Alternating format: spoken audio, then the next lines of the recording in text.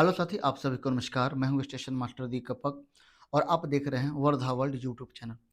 एक साथी का मैसेज था, कमेंट था कि स्टेशन मास्टर का प्रमोशन के बारे में बताने को, जो किस प्रकार होता है। और हमने यहाँ पर स्टेशन मास्टर का, अगर आप जॉब करते हैं, अगर आप बनना चाहते हैं स्टेशन मास्टर, तो आप स्टेशन मास्टर से यूपीएससी लेवल तक आप जा सकते हैं इसके थ्रू।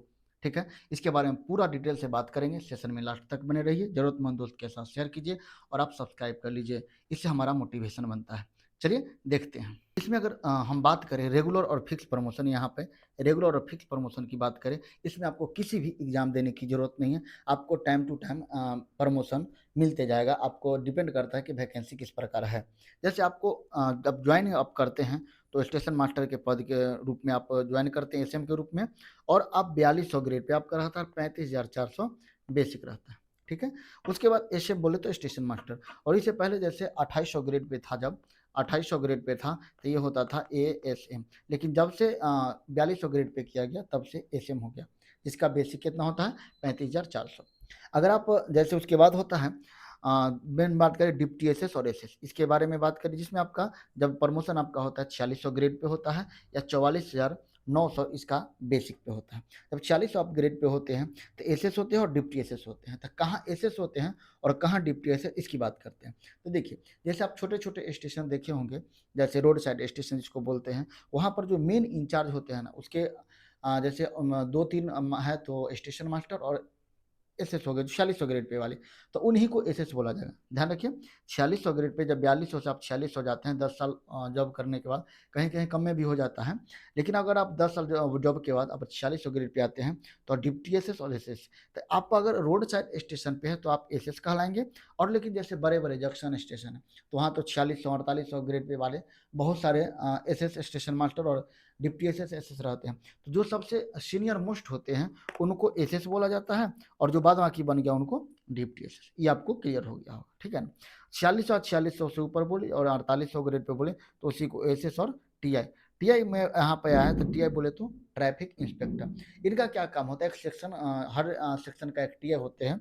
उनका मैनेजमेंट करने का काम, जैसे किस स्टेशन मास्टर को कहाँ ड्यूटी लगाना है, किसी को छुट्टी जाना है, इस सब का देख रेख करना और छुट्टी देना, इनको इनका काम रहता है। किसी को टीए पर, जैसे हम आपको पिछले सेशन में सैलरी स्लिप के बारे में आपका बताया था कि कितना सैलरी होता है, तो हमने टीए के बारे में चर्चा किया था। तो कहाँ पर जाना है वो टीए ही बताते हैं कि आपको यहाँ पर ड्यूटी जाना है, ये छुट्टी पे जा रहा है, ऐसा। और एक सेक्शनल मतलब पूरा अपना जो भी है स्टेशन 10 12 15 जो भी है उनके अंडर आते हैं। उनका अपना देखभाल करते हैं, रिकॉर्ड चेक करते हैं क्या है किधर है कैसा, उस सब के बारे में वो टीआई करते हैं, ठीक है ना। वही 4600 या 4600 से ऊपर 4800 ग्रेड पे होता है। अगर तो उसका बेसिक पे कितना हो जाता है, 47,46,600। ये बात का आपको ध्यान रखना है।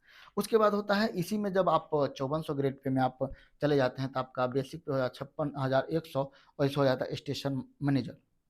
स्टेशन मैनेजर ये होता है जब आपका बेसिक बढ़ जाता है और आपका ग्रेड पे बढ़ जाता है तो स्टेशन मैनेजर बनते हैं। ये बड़े बड़े स्टेशन पे होते हैं, जो मोस्ट सीनियर पर्सन होते हैं। जैसे ज़्यादातर देखा जाता है ना, जिनका 2 4 साल बचा रहता है वो काफ़ी सीनियर होता है, जिनका ग्रेड पे काफ़ी बढ़ जाता है और 5400 ग्रेड पे हो जाता है, तो उनको स्टेशन मैनेजर बना दिया जाता है। ठीक है, अब देखिए हम नेक्स्ट की बात करते हैं जीडीसी और एलडीसी के प्रमोशन के बारे में। यहाँ पर हम बात करेंगे एओएम के बारे में, ठीक है ना। यहाँ पर देखिए हम एओएम के बारे में बात करेंगे। देखिए, आप अगर जैसे आप स्टेशन मास्टर हैं तो आप अगर 5 साल सर्विस आपका पूरा हो जाता है तो आप क्या कर सकते हैं, जो डिपार्टमेंटल एग्जाम होता है जीडीसी के थ्रू, उसमें आप एओएम का एग्जाम दे सकते हैं। इसमें आपका 4800 ग्रेड पे होगा आपका, और बेसिक होगा 47,600। एओएम होता है, एओएम जो होता है आपका, जैसे यूपीएससी के थ्रू एओएम जब रेलवे को में किसी को मिलता है या फिर रेलवे में चाहते हैं आना, तो उनको एओएम ही मिलता है, जिसका डिवीजन में ड्यूटी रहता है, जी बोले तो एडिशनल ऑपरेटिंग मैनेजर। ठीक है, और ये 5 साल सर्विस के बाद आप स्टेशन मास्टर हैं तो ये यूपीएससी का थ्रू जो जॉब आता है वो आप पा सकते हैं। और यही जब सीनियर हो जाते हैं 5 साल जॉब करने के बाद, इनको डीओएम बनाया जाता है और इनका ग्रेड पे हो जाता है 5400 ग्रेड पे, और इनका बेसिक हो जाता है 56,100। और वही जब डीओएम को 5 साल जॉब करने के और बाद सीनियर डीओएम यही बनते हैं। ठीक है ना? अगला देखिए, जैसे मान लिया ये हमने बताया यूपीएससी के थ्रू जो आता है इसमें आपको 5 साल सर्विस होना चाहिए। लेकिन आप पहले ही चाहते हैं कि अगर नहीं, अगर चाहते हैं अगर स्टेशन मास्टर से कोई और जॉइन करना, तो आप किसके थ्रू, जैसे आपको जीडीसी के थ्रू, आप 5 साल की सर्विस ज़रूरत नहीं है। आपको कंट्रोलर बन सकते हैं, कभी भी एग्ज़ाम अगर आता है, इसका वैकेंसी आता है तो आप कंट्रोलर बन सकते हैं यहाँ से। कंट्रोलर होता है हर एक सेक्शन का एक कंट्रोलर होता है। जैसे आप देखते होंगे गाड़ी का कंट्रोलर का काम मैं बताता हूँ कि कंट्रोलर का काम होता है कोई भी गाड़ी का कहाँ क्रॉसिंग कर रहा है, डिटेंशन पर उनका जवाबदेही होता है। वो स्टेशन मास्टर से सामंजस्य स्थापित करके, बात करके किधर क्या करना है उसका डिसाइड करते हैं कि कौन गाड़ी कहाँ क्रॉसिंग करना है।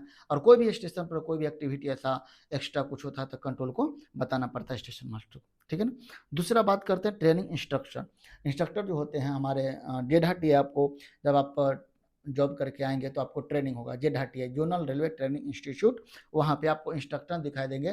ट्रेनिंग इंस्ट्रक्टर होते हैं जो पढ़ाते हैं वहाँ पे, तो आप वो भी बन सकते हैं। आपके पास अगर नॉलेज है, आप चाहते हैं वहाँ करना, तो ये परमानेंट नहीं रहता है, 5 साल 7 साल बाद आप आ भी सकते हैं, लेकिन आना पड़ता है, लेकिन आप रह भी सकते हैं वहाँ पे। तो ट्रेनिंग इंस्ट्रक्टर जो है वहाँ पे आप बन सकते हैं। आपको बच्चे को पढ़ाना आपको अच्छा लगता है तो कर सकते हैं। अगला बात करते हैं विजिलेंस के बारे में। जैसे आप रेलवे में टीटी देखते हैं, वो कुछ गड़बड़ ऐसा किया, कहीं कुछ कंप्लेन आया जाए, सब कुछ गड़बड़ हो रहा है, तब इसका वैकेंसी आता है, तब विजिलेंस में आप जा सकते हैं उसका। और स्टेशन मास्टर से आप विजिलेंस में जा सकते हैं। और चौथा की बात करें एडवोकेट, अगर आप लॉ कर रखे हैं तो रेलवे का सब अपना जज वकील सब होता है, तो आप एडवोकेट अगर लॉ कर रखे हैं तो एडवोकेट बन सकते हैं, ठीक है ना। नेक्स्ट बात करें फार्मासिस्ट, ये 4600 ग्रेड पे का जॉब होता है। अगर आप फार्मासिस्ट में कोई डिग्री ले रखे हैं तो आप में फार्मासिस्ट बनने का भी मौका आपको मिलता है। एक होता है वेलफेयर इंस्पेक्टर। ये वेलफेयर इंस्पेक्टर, अगर वो आपको वेलफेयर में आपको सोशल एक्टिविस्ट में अगर कोई आपको डिग्री है ऐसा, तो आपको वेलफेयर इंस्पेक्टर बनने का मौका मिलता है, जिसमें आप वेलफेयर का इंस्पेक्टर का काम होता है, डिवीजन में इनका ड्यूटी होता है।